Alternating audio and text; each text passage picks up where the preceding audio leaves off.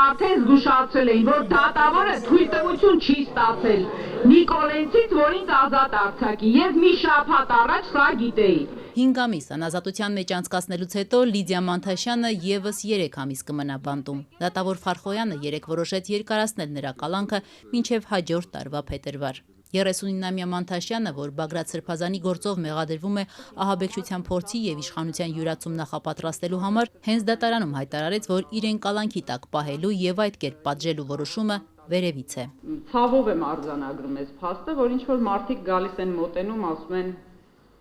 դատարանը թույլտվություն չի ստացել քեզ ազատ արձակելու, եթե մեր երկրում արդարադատությունը հիմա այդ ձևով է կատարում, պետքա վերևից թույլտվություն տան, որ մեկին կալանքի տանեն կամ կալանքը վերացնեն,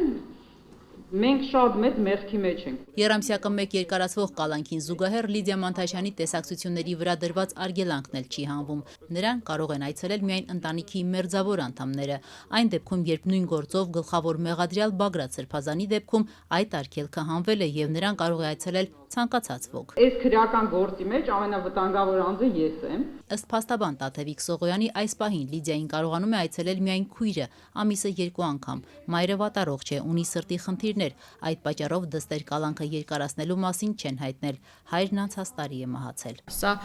յուրահատուկ խոշտանգման ձև է մարդուն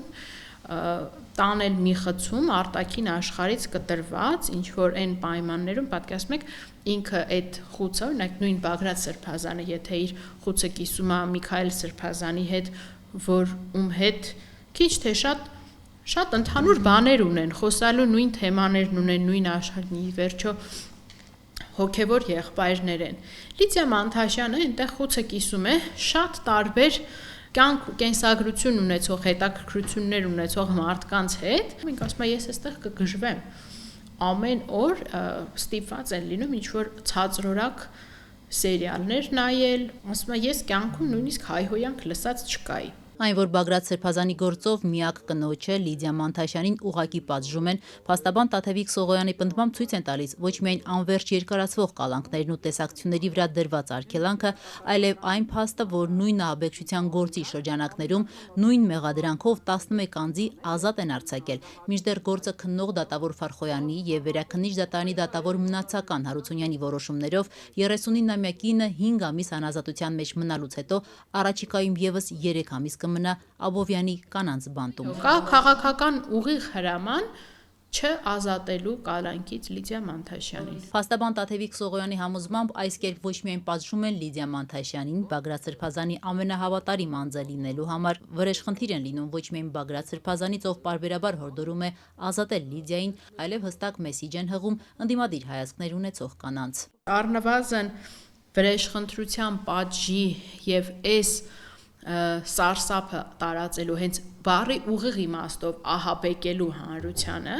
այս ակնհայտ է։ Մենք ինչքան մոտենալու ենք 26 թվականի ընտրություններին, այնքան այս ռեպրեսիվ ապարատը շատ ավելի բիրտ է աշխատելու, ցույց տալու, որ մենք չունենք կարմիր գծեր։ Մարդիկ, եթե դուք հիմա դեռևս տարակուսում եք կանայք, աղջիկներ եւ այլն, արդյոք մտնեք որևէ դժվարին պայքարի մեջ, քաղաքական, իրավապաշտպանական, ապա մեկ անգամ ավել մտածեք, պատրաստ եք դուք արդյոք այս զոհողություններին գնալու, այս տառապանքների միջով անցնելու, թե ոչ։ Լիդիա Մանթաշյանն ինքն էլ երեկ խոսեց իրեն պատժելու իշխանության դրդապատճառների մասին, առանց հստակեցնելու, թե խոսքը ում մասին է։ Ես գիտեմ ինչի համար են ինձ պատժում, հիմա չեմ ուզում բարձրաձայնել այդ հարցերը, որոշ պաշտոնյաների վերաբերյալ ինֆորմացիաներ են իմ միջոցով հայտնի դարձել եւ իրանք նեղվում են դրանից։ Լիդիա Մանթաշյանի կալանքը երկարաձգելու որոշումը մեծ արձագանք է ստացել թե իրավապաշտպանների եւ թե փաստաբանական համայնքի շրջանում։ Իրավապաշտպան Զարու Հովհաննիսյանը անընդունելի է համարել մեջբերում եմ կնոջը թիրախավորված եւ հետեւողական հալածելը։ Իրավապաշտպան Ժաննա Ալեքսանյանն էլ Լիդիա Մանթաշյանի հետ կատարվողը համեմատել է խորհրդային դատախազական մեթոդների հետ, երբ ամեն ինչ արվում էր, որ մեջբերում եմ ցավեցնեն, մռմռացնեն։ Երևում է, որ գլխավոր դատախազը լավ ուսումնասիրել է խորհրդային դատախազական համակարգը, մեջբերման ավարտը։ Ինչու ճիշտ նույն հոդվածներով մեղադրվող 11 տղամարդկանց խափանման միջոցը փոխվել է եւ նրանք ազատ են արձակվել, իսկ Լիդիա Մանթաշյանին շարունակում են պահել բանտում։ Իրավապաշտպան Արթուր Սաքունցն էլ այս տարբերակված մոտեցման պատճառները չի հասկանում։ Ես դա համարում եմ իհարկե պատժիչ գործողություն, ոչ իրավաչափ որոշում, որոշ դեպքերում, երբ որ խափանման այլ միջոցներ են կիրառում, ասենք թեկուզ տնային կալանք կամ վարչական վերահսկողություն եւ այլն, չես էլ հասկանում, թե ինչով է պայմանավորված այդ տարբերակված մոտեցումը։ Տարբերակված է, ինչու են տարբերակում կնոջ Ես կրկնում, ես չեմ կարողանում հասկանալ։ Ես ասեցի ձեզ, ընտրողական արդարադատության երևույթը բնորոշ է դատական համակարգին։ Այսինքն ինչ որ պետք է պատվեր լինի դատարանին, որպես Փորձում եք ինձ այնս պատվերի մասին, չկա պատվեր։ Եթե պատվեր եղներ, Ռոբերտ Քոչյանը հիմա նստած կլիներ։ Սերժ Սարգսյանը նստած կլիներ։ Եթե պատվերի մասին է խոսքը։ Ասում եմ, եթե պատվերի մասին լիներ խոսքը, բոլորը դրանք նստած կլինեին, բայց նստած չեն։ Հետևաբար պատվերի մասին եկեք չխառնենք էլի համեմատություն տանել կամ զուգահեռներ տանել։ Միջև դեպքում ինչու պետք է շահագրգռված լինի տղամարդկանց թողնել, իսկ այս կնոջը, որ առավել Ես չեմ հասկանում։ Լիդիա Մանթաշյանի կալանքը երկարացնելու դատավորի որոշումը պաշտպանական կողմը հերթական անգամ կբողոքարկի։